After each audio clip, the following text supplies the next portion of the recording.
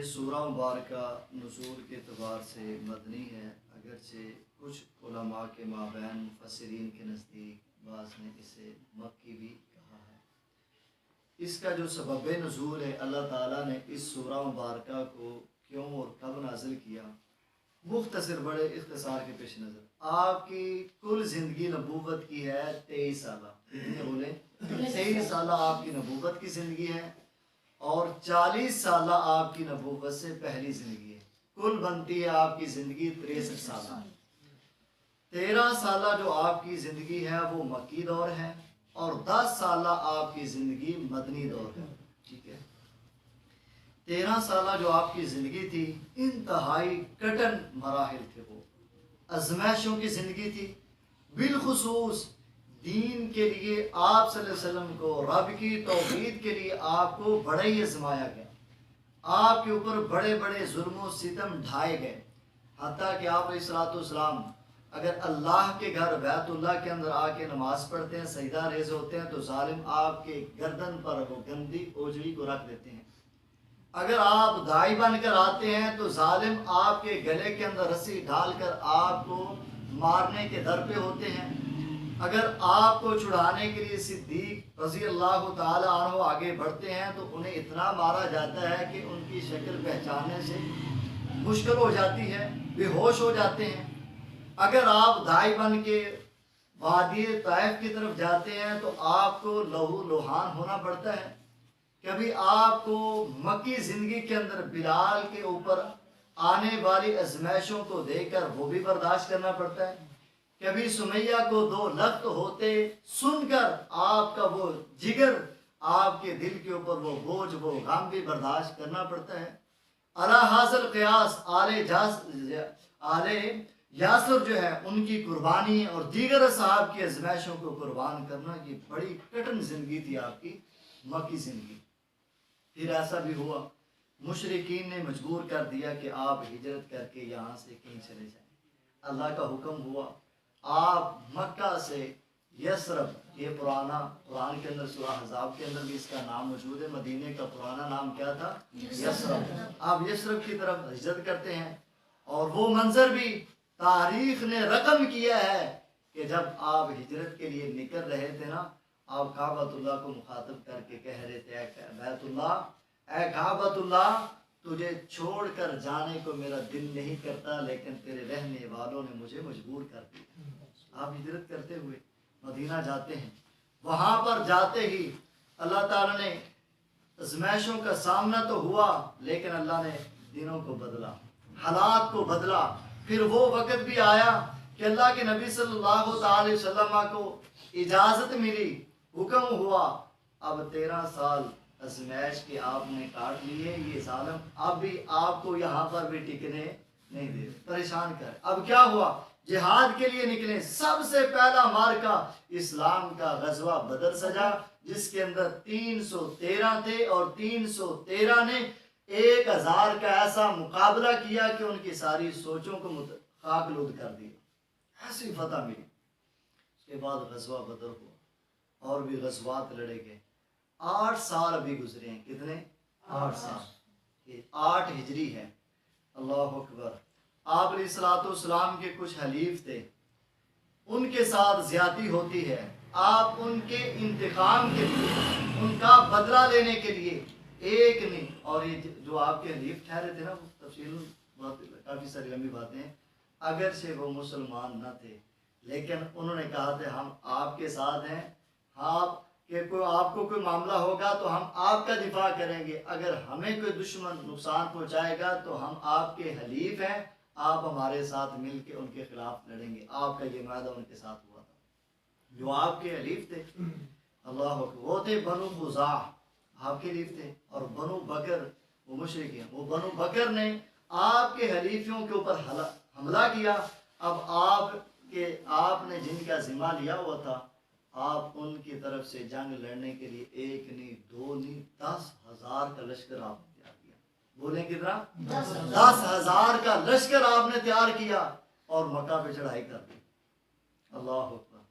اور یہ وہ اسلام کی عظیم جنگ ہے جو بغیر لڑائی کے فتح ہوئی ہے، اور یہ وہ ایسی فتح ہے ایسی فتح مبین ہے کہ اس سے پہلے جنگوں کے اندر تھوڑے تھوڑے مسلمان ہوئے یا بغیر جنگوں کے دعوت کے ذریعے تھوڑے تھوڑے مسلمان ہوئے، لیکن یہ وہ عظیم جنگ ہے جو بغیر لڑائی کے فتح ہوئی، اور اس کے اندر فوج در فوج، قبیلوں کے قبیلے، علاقوں کے علاقے، بستیوں کی بستیاں، قریہ کی قریے، ایسے فوج در فوج اسلام کے اندر مسلمان داخل ہوئے۔ اب کیا ہوا؟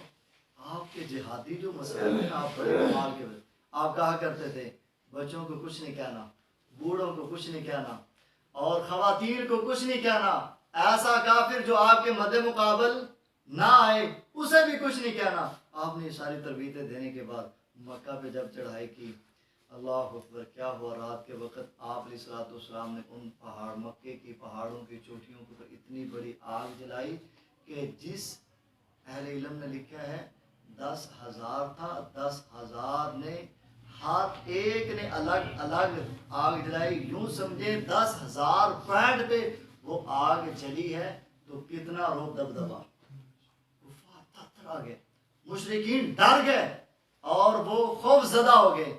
اب آپ علیہ الصلوۃ والسلام اس کے بعد بیت اللہ کے اندر داخل ہوتے ہیں، وہی کافر آپ کے سامنے آتے ہیں، نظریں جھکی ہوئی ہیں، محبوب پیغمبر پوچھتے ہیں وہ بتاؤ ظالموں آج مجھ سے کیا توقع رکھتے ہو؟ ذرا بتاؤ ایک لمحے کے لیے۔ 8 سالہ یہ مدنی زندگی بھی ہے، اور 13 سالہ وہ ظلم و ستم کی زندگی جو آپ کے ساتھ ہوئے، آپ کے صاحب کے ساتھ، وہ سارا بایو ڈیٹا، وہ ساری تاریخ آپ کے ذہن میں نہ ہوگی؟ تھی آپ کے ذہن میں۔ اس کے باوجود پوچھا بتاؤ مجھ کو آج مجھ سے کیا توقع رکھتے ہو؟ تو ان سب نے کہا ہم نے آپ کو نبوت سے پہلے بھی آزمایا ہے، نبوت کی 13 سالہ زندگی میں بھی آزمایا ہے، اور مدنی 8 سالہ زندگی کے اندر بھی ہم نے آپ کو یہی آزمایا ہے کہ آپ اپنے ظالموں کو معاف کر دیتے، آپ اپنے اوپر کرنے والے ظلم و ستم ان کو معاف کر دیتے ہیں۔ آج بھی ہم آپ سے معافی کی توقع رکھتے ہیں۔ آپ نے فرمایا اللہ تثریب علیکم اليوم، جاؤ آج میں تمہیں ایسے ہی معاف کرتا ہوں جیسے یوسف علیہ السلام نے اپنے بھائیوں کو معاف کر دیا۔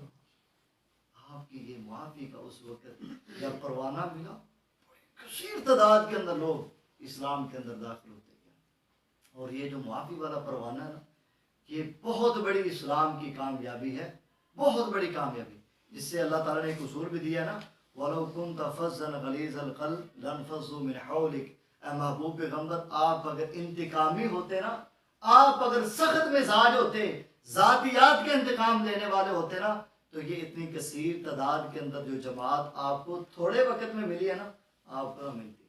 میں تو اکثر کہا کرتا ہوں آپ صلی اللہ علیہ وسلم سے پہلے بڑے بڑے نبی آئے، بڑی بڑی لمبی عمریں انہوں نے گزاری، لیکن اتنا انقلاب اللہ نے انہیں نہیں دیا جتنا تھوڑی عمر کے اندر ہمارے نبی کو اللہ نے انقلاب دیا۔ 23 سالہ زندگی، کہاں 950 سال، کہاں کئی 100 سال ان کی نبوت کی زندگی ہیں، اور کہاں 23 سالہ زندگی کے اندر اللہ نے کتنی بڑی جماعت دے دی۔ اللہ یہ سبب نزول ہے جی۔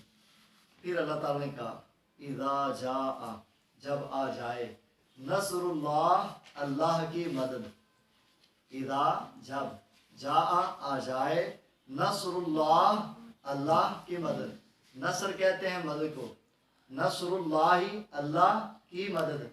ہمارے یہاں معاشرے میں لوگوں کے نام بھی ہیں نصر اللہ، نصر اللہ کا معنی کیا ہے جی؟ اللہ کی مدد، والفتح، اور جب اللہ کی فتح بھی آ جائے۔ اب یہ فتح مبین مکہ کی فتح تھی، اللہ کی مدد آ چکی۔ وَرَأَيْتَ النَّاسَ، اور آپ دیکھیں، النَّاسَ، لوگوں کو، يَدْخُلُونَ، کہ وہ داخل ہو رہے ہیں، يَدْخُلُونَ، وہ داخل ہو رہے ہیں، فی دین اللہ، اللہ کے دین میں۔ فی کا معنی ہے میں، دین کا معنی ہے دین، اللہ، اللہ، اللہ کے دین میں آپ دیکھ رہے ہیں کہ لوگ داخل ہو رہے ہیں۔ افواجہ، یہ فوج کی جمع ہے، افواج پاکستان کہتے ہیں نا، مطلب فوج وہ ایک سپاہی مراد نہیں بلکہ کثیر تعداد کے ساری فوج کا عملہ مراد ہے۔ افواجہ، فوج در فوج اسلام کے اندر آپ یہ رونق دیکھ رہے ہیں۔ پھر بڑے بڑے قبائل ٹوٹے، بڑے بڑے علاقے جو ہیں، پہلے تو آپ چل کے جایا کرتے تھے، وہ علاقے کے علاقے قافلے قافلے بن کر آ رہے ہیں۔ محبوب پیغمبر دست نبوت کو آگے بڑھائیے، ہم بیعت کر کے مسلمان ہو جاتے ہیں۔ ایسے ہو۔ اب کیا ہوا؟ جب آپ یہ فتح دیکھ چکے ہیں نا، اب آپ کیا کریں گے؟ اے محبوب پیغمبر فسبح، اپنے رب کی پاکی کو بیان کیجیے۔ سبح تسبیح کہتے ہیں پاکی بیان کرنا، مطلب سبحان اللہ، اللہ جی آپ پاک ہیں، بحمد ربک، اپنے رب کی تعریف کے ساتھ اپنے رب کی پاکی کو بیان کیجیے۔ واستغفرہ، اور اپنے رب کی ہاں بخشش کا سوال کثرت سے کیجیے۔ جب بھی نبی اللہ کے پاس، اللہ کے حضور مغفرت کا سوال کرتا ہے نا، اس سے مراد یہ نہیں ہوتا کہ وہ بڑے بڑے کو گناہ گار ہیں، نعوذ باللہ، نہیں، وہ تو معصوم ہوتے ہیں، وہ تو محفوظ ہوتے ہیں۔ جب نبی اللہ سے مغفرت کا سوال کرتا ہے، مطلب یہ ہوتا ہے اللہ ہمارے درجات کو بلند کرتا ہے، اللہ اپنے نبیوں کے درجات کو بلند کرتا ہے۔ کہا اب اپنے رب کی پاکی کو بیان کیجئے، اپنے رب کی تعریفوں کو کثرت کے ساتھ بیان کیجئے، واستغفرہ، اور اپنے رب سے کثرت سے استغفار کیجئے۔ اس کے اہل علم نے یہ بھی معنی کیا ہے کہ اپنے امت کی مغفرت کی دعا بھی کثرت سے کیجئے۔ آپ بار بار اپنے امت کی مغفرت کی دعا کیا کرتے تھے، اور فرمایا کس رب کی آپ نے پاکی کرنی ہے، کس رب کی آپ نے تعریف کرنی ہے، کس رب کے سامنے آپ نے استغفار کرنا ہے، وہ تو وہ رب ہے، انہو کان توابا، ہمیشہ سے توبہ قبول کرتا ہے۔